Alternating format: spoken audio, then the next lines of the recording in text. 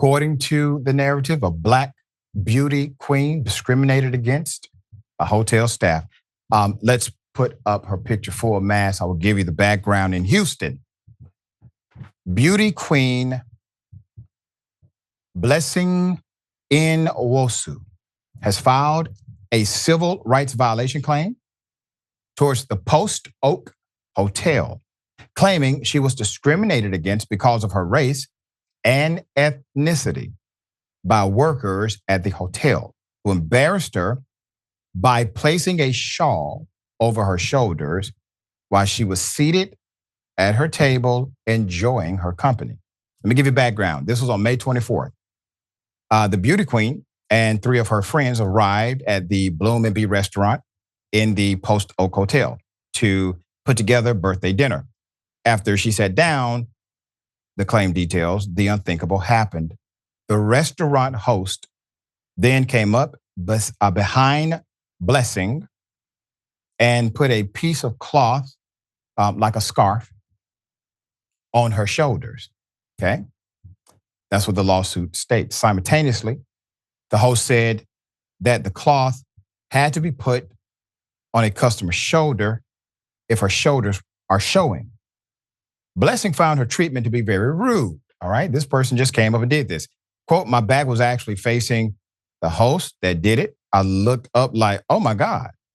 I was stricken with panic. I couldn't believe it. The former Miss Nigeria USA contestant said, as reported by the Houston Chronicle, everybody was looking. I feel like I was being made a spectacle, and it was embarrassing. The lawsuit alleges that she was not the only woman in the establishment with her shoulders exposed. She took a selfie that showed over her shoulder a blonde white woman with her shoulders out wearing a spaghetti strapped tank top, okay? We have those photos.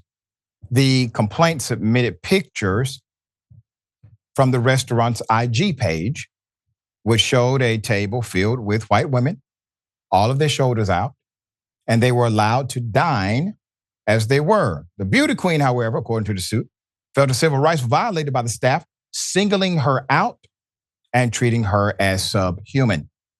They are seeking compensation for damages based on what state laws consider appropriate in an amount of at least $500,000 or as determined by the trier of fact, all right? So the same hotel is also being sued by Willie Powers, who claimed he was discriminated against at the H-Bar in another dress code incident. He alleged the establishment enforced a no-hats rule, requiring him, a Black male, to remove a baseball cap while allowing some of his white patrons to wear cowboy hats. Post Oak Hotel General Manager Steve Chow released a statement regarding the claim from the beauty queen, calling it, quote, a frivolous lawsuit.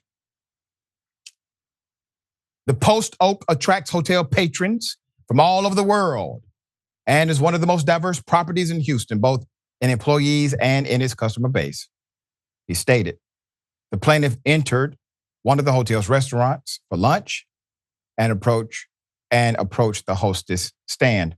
The hostess noticed on her own that plaintiff was clearly overexposed in her dress and discreetly and respectfully offered her a shawl for coverage.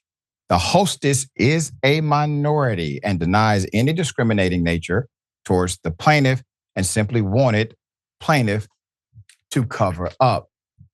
Sir, I need you to address the other people that are clearly in the picture who are exposed as well, because that's the genesis of the suit, not the ethnicity of who did it, not their feelings behind it, but the policy and protocol of the behavior and why is it not equally enforced. So that's the issue at hand, and that's the issue you got to deal with in the lawsuit. All right, Yasmin, thoughts here. Yeah, so this happened in Houston in the Uptown Post Oak Gallery area. It's a very nice, expensive part of town. There's lots of money around there. That hotel is very popular. There are a ton of restaurants and bars in and around the hotel. So it's always very busy. A lot of, it makes sense that she would have her shoulders out, that she would be dressed up to go somewhere like that. That restaurant that was featured, the Bloom and Bee, that's a very popular brunch spot. It's definitely a little bit more uppity over there, but that's uppity for Houston. Houston is not a very uppity place, at least not compared to a lot of other major cities. And we're incredibly diverse. So whenever things like this happen here, it's a little bit surprising. But, maybe I'm a little bit naive. Sometimes I forget, because we are so diverse here in Houston, that this is where Juneteenth became a thing. We had slavery here, we had Jim Crow. All of that was here on this land where all of these diverse people now live. Modern society looks a little different now, but incidents like this remind us that that history of racial disparity isn't actually that far behind us. Yeah, and the way the manager decided to respond by not granting any level of grace to the seemingly differential treatment between her and the other patrons, says, well, you're being defensive and maybe you don't get the disconnect. But naturally, if you're being told you have to do this because of A, B, or C, and other people don't, well, that's going to render an emotion of being treated unfair. That is normal. That's called being human. I would feel the same way.